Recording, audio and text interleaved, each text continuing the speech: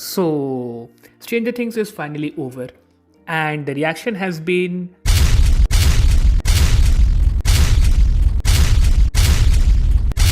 all over the place. Some people are calling it one of the most satisfying TV endings ever. Others are saying it completely fumbled the bag, like Game of Thrones finale levels of bad. And that split alone tells you something went horribly wrong.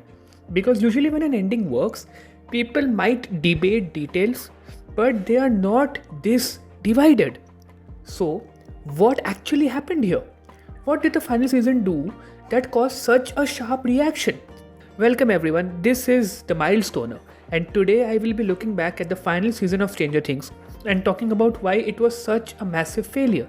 Quick spoiler warning before we go any further. This video goes into details about the final season, season 5. So if you haven't finished it yet, maybe come back later after you're done. Now, personally, I don't think the final season failed because of what happened right in the end, but because it played things way too safe throughout, and at the same time, it played with the audience's trust. Season 4 ended on a huge note. Max was technically dead. The Upside Down was bleeding into Hawkins. The ending, it promised chaos, it promised desperation. And it honestly felt like season 5 was going to go full on post-apocalyptic. And the Duffer brothers didn't exactly downplay that either. They hyped up the final season as darker, more emotional than anything before. So when season 5 volume 1 finally dropped, I was kind of baffled by how it started. There's an 18-month time jump, the breach has been sealed off by metal plates, and the kids are back in school trying to live normal lives again. Yes, Hawkins has been quarantined by the military, and yes, our main characters are secretly training to take down Vecna. But compared to how season 4 ended, everything felt weirdly calm. Like, look at this picture, and then look at this picture. Now, to be fair, volume 1 of season 5 actually does a lot of things right. One thing I really appreciated was how focused it was compared to season 4. There aren't 5 different storylines pulling the show apart. Everyone is locked into the same mission from the very beginning. Character-wise, this is probably the strongest the show has been in a long while. Mike finally feels like the leader of the group instead of just being there. Will actually gets agency. He's not just suffering or crying anymore. He is actively using his connection to the Upside Down and Vecna. That moment in episode 4 where he taps into Vecna's powers and takes down the Demogorgons. Chills. Literal chills. I also really liked a lot of pairings this season. Will and Robin was an unexpected but really smart choice, since Will really needed someone who believed in him and gave him the push he needed to accept himself. We also finally got to see Eleven and Hopper working together after 4 seasons of build-up. And to top it all off, Volume 1 ended really strong. And because of that, expectations for Volume 2 were through the roof. Now, Volume 2 came out on Christmas, and the Duffers were very clear about one thing.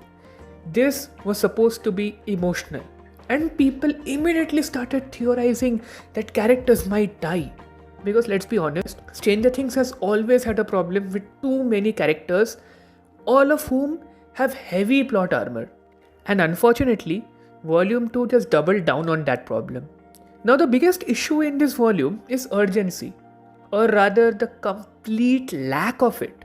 There are multiple moments where characters should be taking some form of action, or they should be running, but instead they're just standing around and talking. The worst example of this is in episode 6, titled Escape from Camazotz. The title is Escape from Camazotz. Max and Holly have finally found a way out of Camazotz, but they spend an insane amount of time just talking and calmly walking, all while they're actively being hunted by Vecna. And somehow, they just escape completely unharmed. Which brings us to the real culprit, the plot armor. At this point, it becomes impossible to believe that anything bad can actually happen to these characters. At one point, Lucas is cornered by a Demogorgon but simply kicks it away. Vecna at one point grabs Max, but instead of killing her immediately like he slaughtered a group of soldiers just 2 episodes ago, he just decides to slowly choke her while taunting Holly. Nancy and Jonathan get trapped in an impossible to escape situation, but they just escape through the power of love. And once you realize that no one is really in danger, the tension just dies. This is also why Will's coming out scene didn't really land that well. Now, the scene itself is fine. It is sincere, it is emotional, the dialogue may be clunky, but the scene is important for Will's arc. But pausing the story like that, right before the final battle, completely kills the momentum. So by the end of volume 2, it genuinely felt like the plot hadn't moved forward nearly enough. And that's where the backlash really started. We got so much extra stuff added on regarding the abyss, the wormhole, the military experiments, and it felt like too much to resolve in just one episode, which was the finale. Now the Duffers promised a lot for the finale. They promised tears, they promised stakes, they promised a powerful ending. They literally said that there would not be a single dry eye in the audience. Now I will be honest, on an emotional level, the finale does work. But the biggest problem with the final episode is that the final battle, the thing this entire show had been building towards, is honestly underwhelming. Vecna and the Mind Flayer had been set up over multiple seasons as these unstoppable forces, and yet they are taken out surprisingly easily. Many people have complained that the fight is too short, and while I do agree with that sentiment, it also has to do with the fact that there are no proper stakes. At no point do you think that the Mind Flayer might kill off one of these characters. There's really no sense of struggle, and the fake out deaths don't work because the show has trained us not to believe them anymore. When this scene happened, I knew that Steve will survive. And guess what? Great finales don't need massively long battles. They need stakes. Look at Harry Potter. Look at Lord of the Rings. Those films had short battles. In fact, I think the final battles were shorter than the Stranger Things battle. But they had stakes. You feared for the characters' lives. But not here. Because when Nancy just decides to charge at the Mind Flayer with an assault rifle, like she is Rambo, you know that she will get out of this alive. There were some strong moments in the finale. Will and Eleven taking down Vecna, Joyce cutting off his head. Those were some moments that had been built up through the seasons. So those moments felt earned. But the rest of the battle, like how can these characters just shoot fire and bullets at the Mind Flayer and just take it down just like that? And then there is 11. Firstly, they gave her nothing to do through the entire final season until this final episode where she just goes as the superhero, the all-powerful person, and just takes down Vecna. But at the same time, what I want to talk about is the way they ended her story. This is a character who has been abused, controlled, and experimented all her life. So out of everyone, she is the one who deserved the happy ending the most. Instead, the show has her sacrifice herself at the last second, that too, not during the climactic fight, but afterwards. And then the show just ends on a vague question about whether she might still be alive or not. I think Millie's reaction sums this up best. And yet, I won't deny this. The final hour of the show is genuinely beautiful. I will argue it is the best stuff the show has ever put out.